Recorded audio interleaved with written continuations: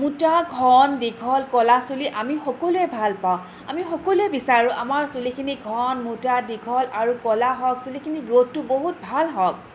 সকলোৰে পাকঘৰতে থকা মাত্ৰ দুবিধ বস্তুৰ সহায়েৰে এই হেয়াৰ টনিকটো তৈয়াৰ কৰি আপোনালোকে 7 দিন ব্যৱহাৰ কৰক আৰু 7 দিনতে আপোনালোকে দেখিবলৈ পাব আপোনালোকৰ চুলি সৰা সমস্যাসমূহ ঠিক হৈ যাব। লগতে নতুন নতুন চুলি গজিবলৈ ল'ব, চুলিখিনি বহুত মোটা ঘন কলা হ'ব আৰু চুলিৰ গ্ৰ'থটো ধুনীয়া হ'ব। যদি আপোনালোকৰ চুলিখিনি বয়সতকৈ আগতে পকিবলৈ লৈছে তেনেহ'লে সেই পকাখিনি সমস্যা ঠিক কৰাত সহায় কৰিব আৰু চুলিত যদি বেছি ওকণি আছে নাইবা চুলিত যদি উফিৰ সমস্যা আছে এই সকলোবোৰ সমস্যা ঠিক কৰাত এই হেয়াৰ টনিকটোৱে আপোনালোকক সহায় কৰিব। কেতিয়াবা আমাৰ চুলিৰ গুৰিবোৰ ইমান বেছি দুৰ্বল হয়, আমি মূৰ আঁচুৰিবৰ সময়ত একেলগে বহুত চুলি সৰি আহে। এই হেয়াৰ টনিকটো লগোৱাৰ ফলত চুলিৰ সেই দুৰ্বলতা সমস্যাসমূহ ঠিক কৰিব, লগতে নতুন নতুন চুলি গজিবলৈ ল'ব আৰু চুলি সৰা বন্ধ কৰি চুলিখিনি মজবুত কৰিব, ঘন কৰিব, দীঘল কৰিব, লগতে চুলিখিনি বহুত চিল্কি কৰিব। 7 দিন ব্যৱহাৰ কৰাৰ পিছত আপোনালোকে ধৰিব পাৰিব আপোনালোকৰ চুলি সৰা সমস্যাসমূহ ঠিক হ'বলৈ লৈছে আৰু লগতে নতুন নতুন চুলি গজিবলৈ ল'ব। আহক তেনেহ'লে বেছি দেৰি নকৰি ভিডিঅ'টো আৰম্ভ কৰিবলৈ লৈছোঁ। এইখিনি বনাবৰ কাৰণে মই প্ৰথমতে এটা চাফা বাতি লৈছোঁ আৰু ইয়াতে মই 2 চামুচ চাউল লৈছোঁ। যিকোনো ধৰণৰ চাউল হ'লেই হ'ব। আৰু এতিয়া ইয়াৰ লগত মই এচামুচ মিঠি গুটি লৈছোঁ। এতিয়া ইয়াৰ লগত মই অলপমান পানী লৈছোঁ, প্ৰায় আধা কাপমান জোখৰ পানী মই ইয়াতে মিলাই লৈছোঁ। আমি সকলোৱে জানো চাউল আমাৰ চুলি আৰু আমাৰ স্কিন দুয়োটাৰ কাৰণে বহুত উপকাৰী হয়। চাউলত যি প্ৰ'টিন থাকে সেই প্ৰ'টিনে আমাৰ চুলি গ্ৰ'থত সহায় কৰে। এই চাউলখিনি আৰু মিঠিখিনি মই এইদৰে গোটেই ৰাতিটো ভিজাই ৰাখিম আৰু ৰাতিপুৱা এই টনিকটো মই বনাম। আৰু আপোনালোকে যদি গোটেই ৰাতিটো এইদৰে ভিজাবলৈ পাহৰি যায় নাইবা আপোনালোকৰ সময় নাথাকে তেনেহ'লে আপোনালোকে লগে লগে ভিজাই লগে লগেও বনাব পাৰিব। গোটেই ৰাতিটো চাউল আৰু মিঠিখিনি মই ভিজাই ৰখাৰ পিছত এতিয়া পিছদিনা ৰাতিপুৱা মই এইখিনি ভাল কৰি অলপমান উতলাই ল'ম আৰু গেছৰ ফ্লেমটো একেবাৰে কম কৰি দিছোঁ। যিহেতু মই এইখিনি ৰাতিয়ে ভিজাই ৰাখিছিলোঁ গতিকে চাউল আৰু মিঠিখিনি মোৰ অলপ কোমল হৈ গৈছে, গতিকে মোৰ এইখিনি বনাবৰ সময়ত বেছি টাইম নালাগে। কিন্তু যদি আপোনালোকে লগে লগে ভিজাই লগে লগেই বনায় তেনেহ'লে এইখিনি বনাওঁতে অলপমান টাইম লাগিব। মিঠি আমাৰ চুলিৰ কাৰণে বহুত উপকাৰী হয়।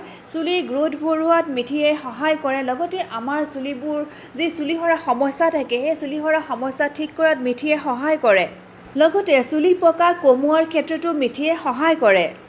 এইদৰে খুব কম জুইত গোটেইখিনি ভাল কৰি উতলাই ল'ব যেতিয়ালৈকে এইখিনি ভাল কৰি সিজি নাযায়। মোৰ চাউলকেইটা আৰু মিঠিখিনি ভাল কৰি সিজি গৈছে। এইদৰে চাউলখিনি ভাঙি দিয়াৰ পিছত ভাঙি গৈছে। যিহেতু মই এইখিনি ৰাতিয়ে ভিজাই ৰাখিছিলোঁ গতিকে সোনকালে এইখিনি হৈ গৈছে। এতিয়া মই গেছটো অফ কৰি দিম আৰু এইখিনি অকণমান সময় ঠাণ্ডা হোৱাৰ কাৰণে এইদৰে ৰাখি থ'ম। অলপ দেৰি এইদৰে ভাল কৰি ঠাণ্ডা হোৱাৰ পিছত এই পানীখিনি মই এটা বেলেগ বাতিত ঢালি ল'ম। এইটো এটা বহুত ভাল হেয়াৰ টনিক হয় আৰু এইখিনি আপোনালোকে সদায় গা ধোৱাৰ 1 ঘণ্টা আগত চুলিত লগাই 1 ঘণ্টা চুলিখিনি এইদৰে ৰাখি থ'ব, তাৰপিছত চেম্পু কৰি দিব আৰু মাত্ৰ 7 দিন আপোনালোকে এনেকৈ ব্যৱহাৰ কৰি চাওক। আপোনালোকে দেখিব আপোনালোকৰ চুলি সৰা সমস্যাবোৰ সম্পূৰ্ণৰূপে ঠিক হ'ব আৰু লগতে নতুন নতুন চুলি গজিবলৈ ল'ব। চুলিৰ গ্ৰ'থটো বহুত বেছি ভাল হ'ব, চুলিখিনি ক'লা হ'ব, চাইনি চিল্কি হ'ব আৰু চুলিখিনি বহুত দীঘল হ'ব। এই হেয়াৰ টনিকটো আপোনালোকে 3 দিন বা 4 দিনৰ কাৰণে ফ্ৰিজত ষ্ট'ৰ কৰি ৰাখিব পাৰিব আৰু আপোনালোকে যেতিয়া লগাই ইয়াৰ পৰা অলপ ওলাই আপোনালোকে সদায় ব্যৱহাৰ কৰিব পাৰিব। এতিয়া ইয়াৰ লগত মই এচামুচ নাৰিকল তেল ব্যৱহাৰ কৰিম। বহুতে চুলিত সদায় তেল লগায়, কিন্তু তেলখিনি যদি সোধাকৈ নলগায় এইদৰে চাউল আৰু মিঠিৰ পানীৰ লগত মিক্স কৰি লগোৱা হয় তেনেহ'লে চুলিৰ বহুতখিনি সমস্যা ঠিক কৰাৰ লগতে চুলিৰ গ্ৰ'থটো বহুত বেছি ভাল হ'ব, চুলিখিনি ঘন মোটা আৰু ক'লা দীঘল হ'ব। ৰেডি হৈ গৈছে হেয়াৰ টনিকটো আৰু এই হেয়াৰ টনিকটো আপোনালোকে প্ৰত্যেক দিনাই ব্যৱহাৰ কৰিব যেতিয়ালৈকে আপোনালোকৰ মন পচন্দৰ চুলিখিনি হৈ নাযায়। আৰু এই হেয়াৰ টনিকটো সৰু ল'ৰা ছোৱালী বা পুৰুষ মহিলা সকলোৱে এইখিনি ব্যৱহাৰ কৰিব পাৰিব। এয়া মই হেয়াৰ টনিকটো লৈ লৈছোঁ আৰু হাতৰ আঙুলিৰ সহায়েৰে লাহে লাহে গোটেই চুলিৰ গুৰিবোৰতে ভাল কৰি হেয়াৰ টনিকটো লগাই ল'ম আৰু নাইবা আপোনালোকে এখন কপাহৰ সহায়েৰে এইদৰে চুলিৰ গুৰিবোৰত ভাল কৰি টনিকটো লগাই ল'ব পাৰিব। চুলিৰ গুৰিবোৰত ভাল কৰি টনিকটো লগোৱা হোৱাৰ পিছত চুলিৰ আগবোৰতো লগাব বা চুলিৰ ওপৰখিনিতো ভাল কৰি লগাই ল'ব, যাতে চুলিখিনি ধোৱাৰ পিছত চুলিখিনি দেখিবলৈ বহুত চাইনি চিল্কি কৰে। আৰু গোটেই মূৰটোতে এইখিনি লগোৱা হোৱাৰ পিছত প্ৰায় 2-3 মিনিট সময় ভাল কৰি লাহে লাহে মাছাজ কৰিব।